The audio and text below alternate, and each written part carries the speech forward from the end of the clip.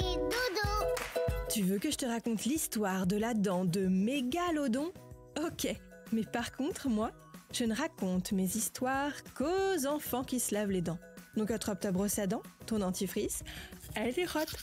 Jusqu'à ce que l'histoire soit terminée. 3, 2, 1, 0. Je vais te faire imaginer une situation. C'est un bel après-midi et tu te promènes avec ta famille dans un parc, une forêt ou sur un chemin entre deux champs.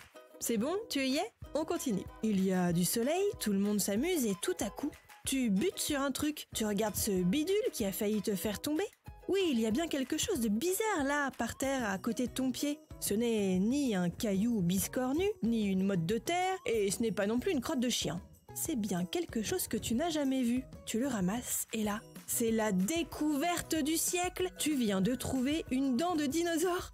Ça paraît incroyable comme histoire. Et pourtant, c'est exactement ce qu'a vécu une petite Américaine de 9 ans. Je vais te raconter la suite de cette improbable découverte dans un instant. Mais juste un truc d'abord. À ton avis, comment se fait-il que l'on puisse encore découvrir des dents de dinosaures alors qu'ils ont disparu de la planète il y a bien longtemps ? Parce qu'ils se brossaient très bien les dents et qu'elles sont restées tout ce temps en très très bon état ?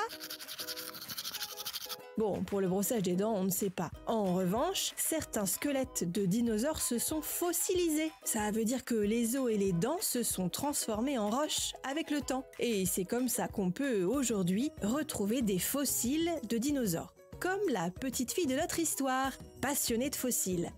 Elle habite au bord de la mer et elle adore se promener à la plage, justement pour essayer de trouver des dents fossilisées.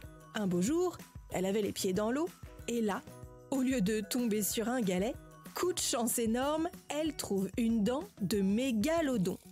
Le mégalodon, c'est une espèce éteinte de grand requin, un monstre des mers, une bête énorme, aussi longue qu'un bus, le plus grand requin qui ait existé. Mais il a disparu il y a plus de 3 millions d'années avant que les humains n'existent. Cette petite fille a donc trouvé une dent de ce monstre des mers. La dent est plus grande que sa main.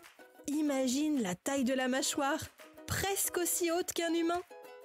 Les fossiles de mégalodons sont très rares, mais des scientifiques ont confirmé qu'il s'agissait bel et bien d'une dent de mégalodon.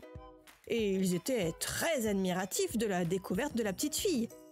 Ils ont estimé que c'était la trouvaille d'une vie. Bon, montre-moi un peu tes dents. Fais A, fais I. C'est pas mal ça, bien blanche comme il faut. Tant pis pour vous les caries.